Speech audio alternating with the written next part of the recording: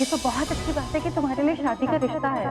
अगर लड़का अच्छा है तो तुम्हें आगे बढ़ना चाहिए। तुम ठीक कह रही हो ज्योति, पर मैं खुद को समझा नहीं पा रही हूँ। बलदेव सिंह जी, अगर आप ये सोचते हैं कि शारदा देवी की छवि का लाभ आप उठा पाएंगे तो भी आप गलत हैं। आने वाली तारीख इस बात की गवाह बनेगी कि आपने अपनी पत्नी शारदा देवी का राजनीतिक जीवन समाप्त कर दिया। समझदारी इसी बात में है कि तुम अपने भाई से निधि की शादी करवा दो। समझ गए, अब आप जैसा चाहती है वैसा ही हो।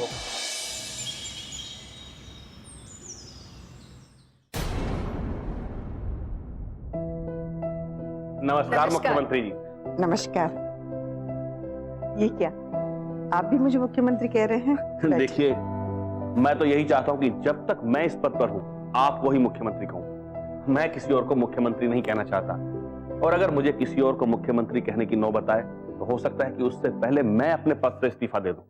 नहीं, आप ऐसा कभी नहीं करेंगे। आप अपने स्वाभिमान से समझौता नहीं कर सकते, और मुझे भी लगता है कि हमें भी अपने स्वाभिमान से समझौता नहीं करना चाहिए। हमने एक साथ मिलकर सरकार बनाई,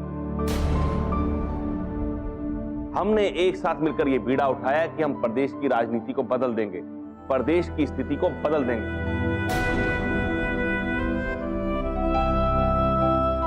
अगर आप ही हमारा साथ नहीं देंगी तो हमारा रहने का क्या मतलब, हमारे संकल्प का क्या अर्थ?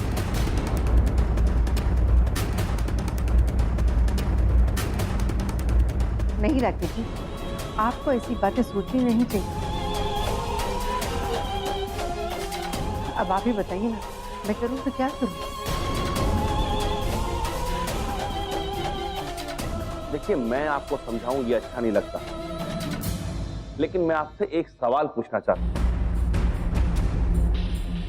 जनता की आपसे उम्मीदें बड़ी हैं, अब आप ही बताएं कि जनसेवा बड़ी है या आपका परिवार? आप अपने आप को परिवार में समेटकर जनता के विश्वास को बहुत बड़ी ठेस पहुंचाएंगे।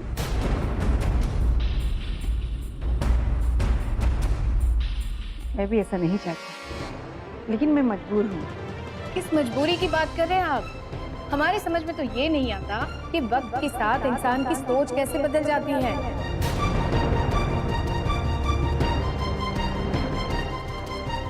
आप ये कहना चाहती हैं कल और आज के बीच मेरे विचार बदल गए हैं?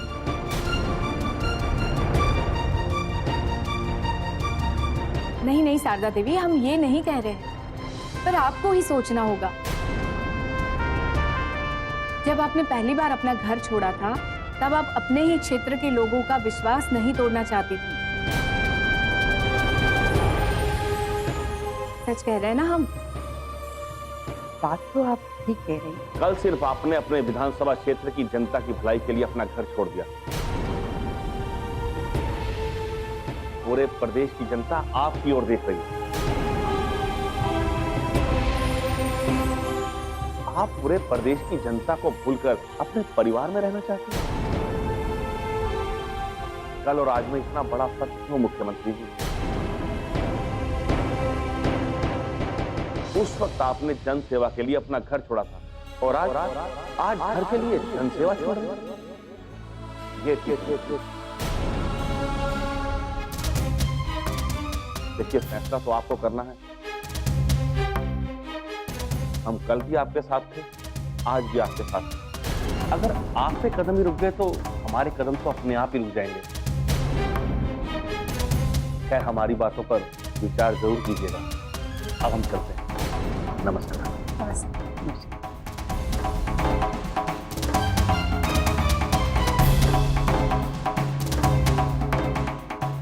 नमस्कार।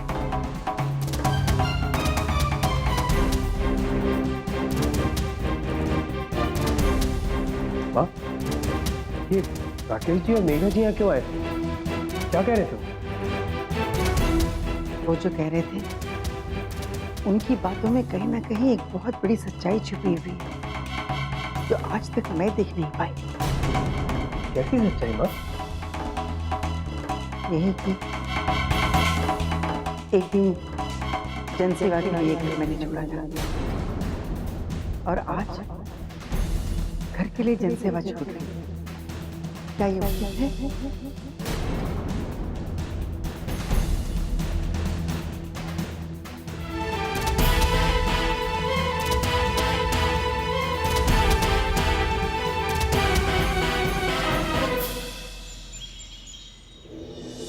ना मैं अपने पद से इस्तीफा दूंगी और ना ही पार्टी छोड़ूंगी। आप पार्टी बनाना चाहते हैं बनाइए, लेकिन जो प्रण मैंने किया है, मुझे लेकर जनता में जो विश्वास पैदा हुआ है, मैं उसे अधूरा नहीं छोड़ सकती। मैं अपनी बेटी के अधिकारों के लिए तो लड़ नहीं पाई, लेकिन इस देश की हर बेटी के लिए मैं जरूर लड़ूंगी, उनके अधिकारों के लिए लड़ूंगी। अब तो ऐसा लग रहा है फैसला लेना बहुत जरूरी है, इसीलिए मैं आपकी ये दुनिया छोड़कर जा रही हूँ और यहाँ से कुछ भी लेकर नहीं जा रही।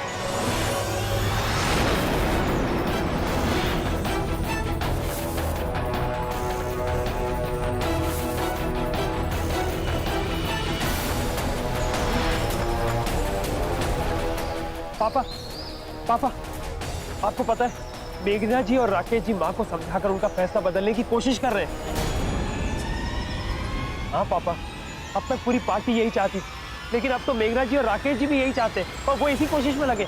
दरअसल पापा वो माँ को तोड़ना चाहते हैं। वो चाहते हैं कि माँ यहाँ से सीएम हाउस में शिफ्ट हो जाए। ये फैसला शारदा को करना है और उसे ही करने दो। ये आप क्या कह रहे हैं पापा? अगर माँ उनके बहकावे में आ गई और माँ ने ऐसा फैसला ले लिया तो आप जानते हैं क्या हो सकता है? क्या होगा? हमारे सारे मंसूबे अधूरे रह जाएंगे पापा। दरअसल अब जनता जनार्दन पार्टी भी ये बात समझ चुकी है कि अगर उन्होंने माँ को नहीं मनाया तो उनकी भी सरकार गिर सकती है, इसलिए वो माँ को मनाना चाहते हैं। लेकिन हमें माँ को रोकना होगा पापा कि माँ किसी के बहकावे में ना आए। पापा आज बिल्कुल सही मौका है। अगर माँ ने ये फैसला नहीं लिया ना तो इसका ये मतलब है कि ये सरकार गिरेगी और चुनाव फिर से होंगे। और अगर माँ हमारे साथ होगी तो हम ये चुनाव जरूर जीतेंगे पापा। लेकिन राजवीर, जनता ने शारदा के साथ भी काफी उम्मीदें बना रखी। जनता की उम्मीदों से हमें क्या लेना देना है पापा? हमें तो बस ये देखना है कि इस प्रदेश में चुनाव दोबारा हो और हम माँ के साथ उन चुनाव में उतरे। पापा ये बहुत सही मौका है, जिसे जो सोचना है सोचने दीजिए। हमें बस ये देखना है कि माँ मुख्यमंत्री का पद ना ग्रहण करे। बकवास कर रहे हो तुम। अपने मंसूबे और अपने मकसद अपने पास ही रखो। कुछ भी नहीं। अब इस तरह की राजनीति नहीं।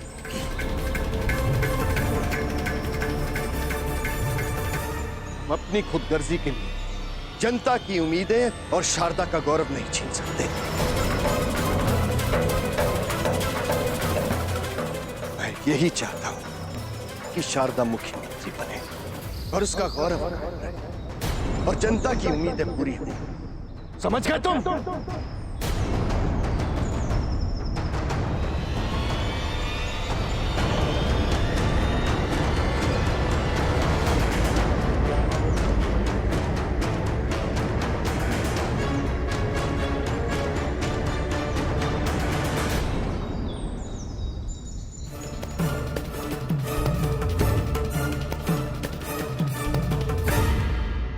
क्या सोच रही हो अलका?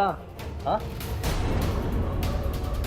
कुछ नहीं यार, बस वही निधि और सौरभ के बारे में सोच।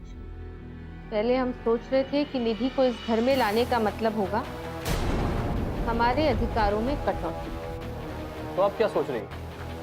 अब सोच रही हूँ कि अगर घर के अधिकारों में थोड़ी सी कमी हो भी गई तो क्या, प्रशासन में तो अधिकार बढ़ ही जाएंगे। आफ्टर ऑल प्रदेश की मुख्यमंत्री के सबसे करीबी रिश्तेदार होंगे हम। ये तो सच है अलका।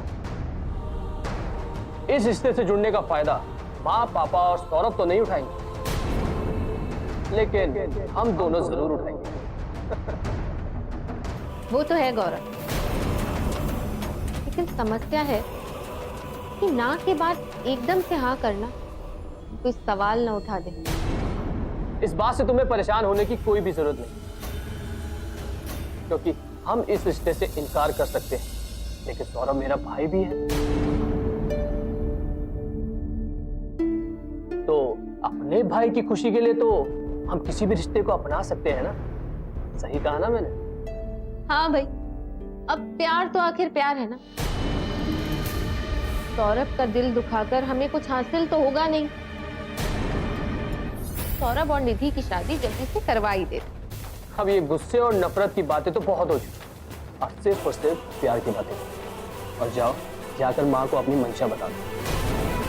माँ से तो मैं बात कर लूंगी गौरव, लेकिन तुम जरा इस बात पर नजर रखो कि प्रदेश की मुख्यमंत्री कौन बनेगी।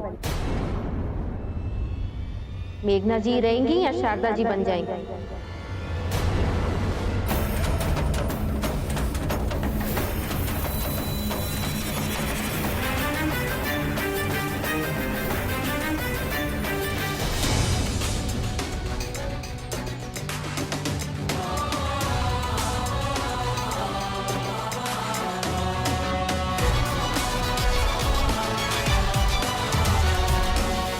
सॉरी यार, नारियल पानी बोल के गया था लेकिन काफी दूर तक जाना पड़ गया। पर आखिर नारियल पानी ले तो आया।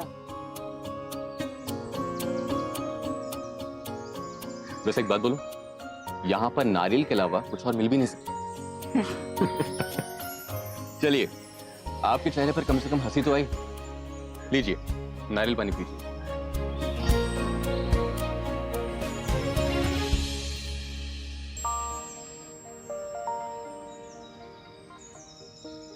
वैसे एक बात बोलूं, मैं जानता हूं कि शादी टूट जाने की वजह से आपको सदमा तो जरूर लगा होगा, लेकिन गुजरी हुई बातों को भूलना ही पड़ता है और यही जीवन है।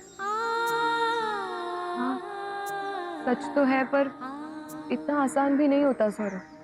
अरे ये तो बस अपने ऊपर होता है, आप किसी भी बात को कितनी गंभीरता से ले रहे हो। तो मुझे ही देख लो, जब मैंने LLM में दाखिला लिया था उस वक्त मेरी जिंदगी में एक लड़की आई। तो मैं नहीं जानता था कि वो उसके मन में मेरे लिए क्या है, तो मेरे बारे में क्या सोचती है। बहुत बाद में पता लगा कि वो मुझे मन ही मन पसंद करती है, लेकिन मेरा मकसद सिर्फ अपनी पढ़ाई पूरी करना था। नतीजा ये हुआ कि मुझे उसके प्यार को ठुकराना पड़ा। हाँ, दुख तो मुझे ही बहुत हुआ था, लेकिन अपनी किस्मत समझकर समझौता करना ही पड़ा ना। वैसे एक बहुत बड़ा सच ये भी है कि हम सभी की जिंदगी में कोई ना कोई आता है और कोई चला जाता है।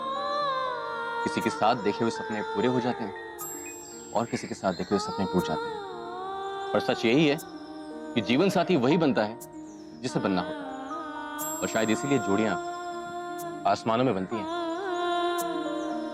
आप क्या सोचती हैं? बस वही सोचती हूँ जो आप सोचते हैं। वाह, इसका मतलब हमारे ख्याल भी मिलते जुलते ही हैं। वैसे आपने अपने बारे में क्या सोचा?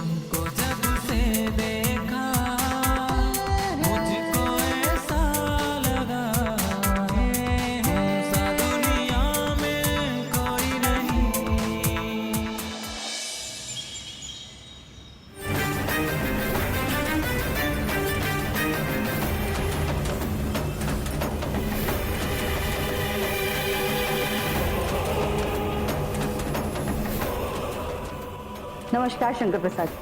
नमस्कार नमस्कार रजनी जी। रजनी जी, आज का अखबार देखा, सचमुच काफी हलचल मची हुई। लेकिन इस माहौल में अगर आप होते तो बात ही कुछ और होती। पूरी बात बताइए ना, माजरा क्या है? शारदा देवी ने पार्टी को जवाब दे दिया है। वो किसी भी शर्त पर मुख्यमंत्री का पद ग्रहण नहीं करना चाहती, और ये कहकर उन्होंने खुद अपने पैरों पर कुल्हाड़ी मार ली, क्योंकि मुझे नहीं लगता कि पार्टी उन्हें बलदेव सिंह के घर में रहकर मुख्यमंत्री का पद ग्रहण करने की इजाजत देगी।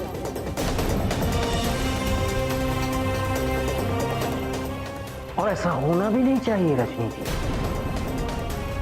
मैं तो कहता हूं कि पार्टी अगर ऐसा नहीं सोच रही है तो भी उसे सोचने पर मजबूर किया जाना चाहिए कि इस पार्टी की मुख्यमंत्री उस घर में बलदेव सिंह के साथ कैसे रह सकती है। देखिए, वहां रहकर वो मुख्यमंत्री पद की गरिमा बरकरार नहीं रख पाएंगे। हमने तो इस मुद्दे को बढ़ा ही रखा है। हमारे कार्यकर्ता जोर शोर से इस मुद्दे को उठा रहे हैं। जनता के सामने, मीडिया के सामने, सबके सामने ये बात रखी जानी चाहिए कि पार्टी या प्रदेश को इस बात से कोई मतलब नहीं होना चाहिए कि किसका किसके साथ क्या रिश्ता है। वो ये सोचते हैं कि मैं शारदा को अपनी तरफ मिलाकर अपनी पार्टी को मजबूत करना चाहता हूं, शारदा की छवि का फायदा उठाता हूं। लेकिन अब ऐसा जिंदगी का भंवर है। मुख्यमंत्री के पद पर आसीन होने वाला जनता का सेवक होता है, जनता का प्रतिनिधि होता है। उसके लिए मुख्यमंत्री निवास होता है। उसे वहां रहना चाहिए, वो किसी दूसरे घर में क्यों रहेगा? इस तरह घर में रहकर जनता की सेवा नहीं की जा सकती। आप चिंता मत कीजिए, ये मुद्दा बहुत आगे निकल चुका है। असली धर्म संकट तो अब शारदा देवी के लिए है कि वो अपने स्वाभिमान को बचाकर अपने पद को ठोकर मारे या अपने पद को स्वीकार करके अपने स्वाभिमान का गला दबाए। लेकिन बात तो अभी भी उलझी हुई है। देखते हैं इसका क्या नतीजा निकलता है। लेकिन इस बात को लेकर हमारे समर्थकों ने प्रदेश का आसमान अपने सर पर उठा रखा है।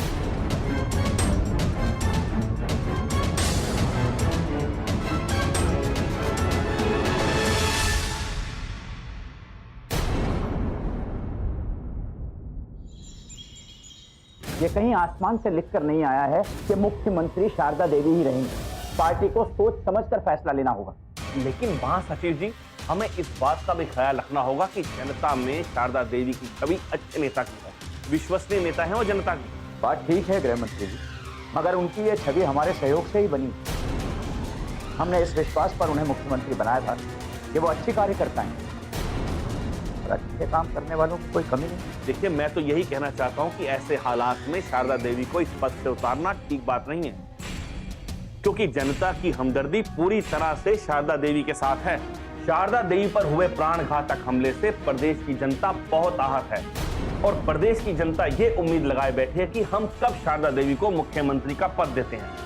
नमस्कार महासचिव जी। नमस्कार गृह मंत्री जी। आप लोग शारदा देवी को मुख्यमंत्री का पद देने की बात कर रहे हैं, लेकिन मुझे अब यह संभव नहीं लगता कि वो जनता की उम्मीद पर खरी उतर सकती है।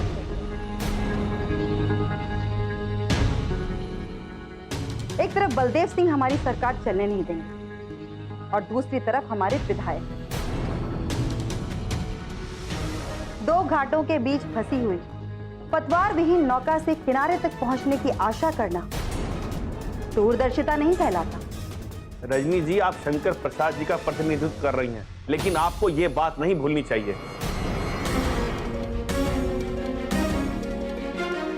कि शारदा देवी आज जनता के दिल में अपनी बहुत बड़ी जगह बना चुकी हैं। तो ऐसे तो बहुत से लोग होंगे, तो क्या किसी को भी मुख्यमंत्री बना दिया जाएगा? मुख्यमंत्री की योग्यता से ज्यादा ये आवश्यक है कि हमारी पार्टी का मुख्यमंत्री पार्टी के अनुशासन के हिसाब से चलता है या नहीं।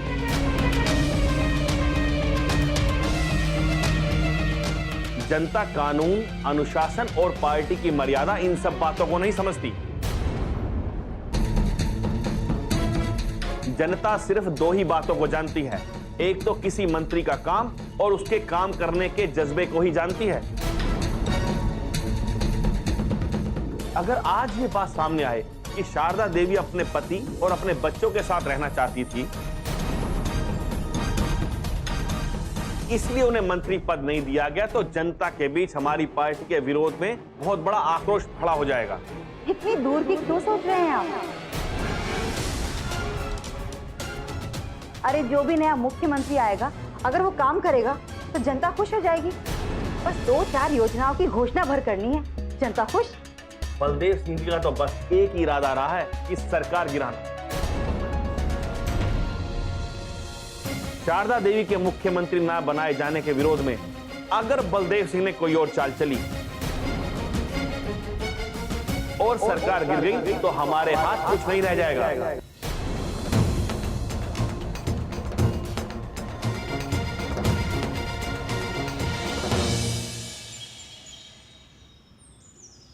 नहीं शारदा, नहीं, ये सरकार गिरनी नहीं चाहिए। हालांकि संभावना इसी बात की बन रही है, अगर तुमने मुख्यमंत्री का पद छोड़ दिया तो ये सरकार गिरने की नौबत आ सकती है। ये क्या कह रहे हैं आप? आज मैं राजनीति की जुबान से नहीं, दिमाग से नहीं, दिल से बोल रहा हूं शारदा कि ये सरकार गिरनी नहीं चाहिए। तुम्हें मुख्यमंत्री का पद नहीं छोड़ना चाहिए। लेकिन पापा जी, जिद लिए तो पार्टी के लोग बैठे हैं। उसकी वजह मैं और मेरी राजनीति।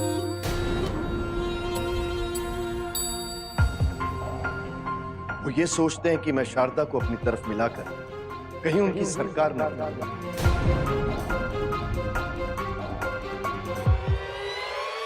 कहीं मैं शारदा के जरिए अपनी पार्टी को मजबूत करना चाहता हूं।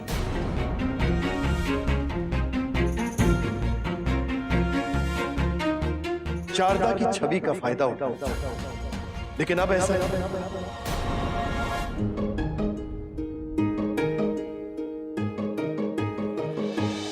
अगर तुम्हें इस घर की चार दीवारी और रिश्तों के बंधन अपना फर्ज निभाने से रोकते हैं, तो मैं उन रिश्तों से तुम्हें आजाद करता हूं। जिंदगी एक भंवर है। आचार्य जी चाहते हैं कि मैं ये घर छोड़कर सीएम हाउस चले जाऊं।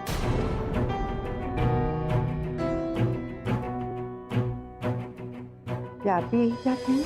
तुमसे अलग रहकर मैंने देख लिया शारदा, अब मैं तुमसे अलग नहीं रहना चाहता। लेकिन प्रदेश की भलाई की, जनता की उम्मीदों के, तुम्हारे गौरव के लिए मैं ये भी समझौता करने के लिए तैयार हूं।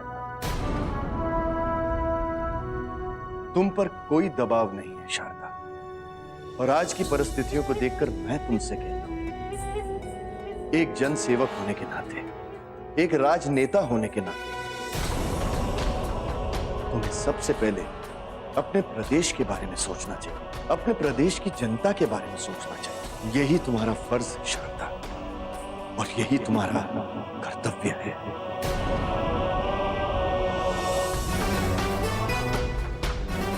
उस दिन जब तुमने अपने क्षेत्र की जनता के लिए यह घर छोड़ने का फैसला किया था और घर छोड़ भी दिया था, उस वक्त मुझे बहुत बुरा, क्योंकि उस वक्त मैं शायद एक पॉलिटिशियन था, एक ऐसा पॉलिटिशियन जो सिर्फ अपने बारे में सोचता था।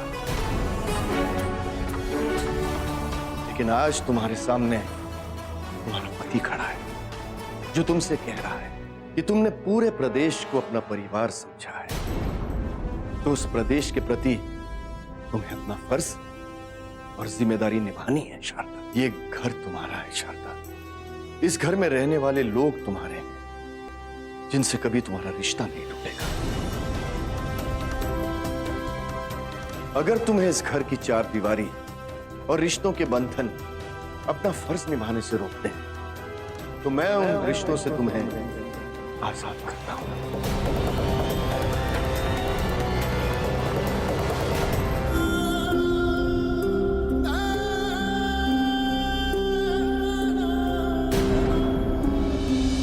ये रिश्ता बहुत अच्छा है और ये रिश्ता जल्दी से हो जाना चाहिए। नहीं नहीं नहीं नहीं अलका, अभी हम माँ को सच्चाई बताएंगे तो माँ को शक हो सकता है। ये भी ठीक है, पर साथ साथ ये भी सोचो कि शादी के बाद निधि को इस्तेमाल कैसे करना है। लेकिन मुझे शर्तों के साथ कोई राजनीति नहीं करनी है। मैं यहाँ जनसेवा करने के लिए आई हूँ और जनसेवा करती रहूंगी। अपनी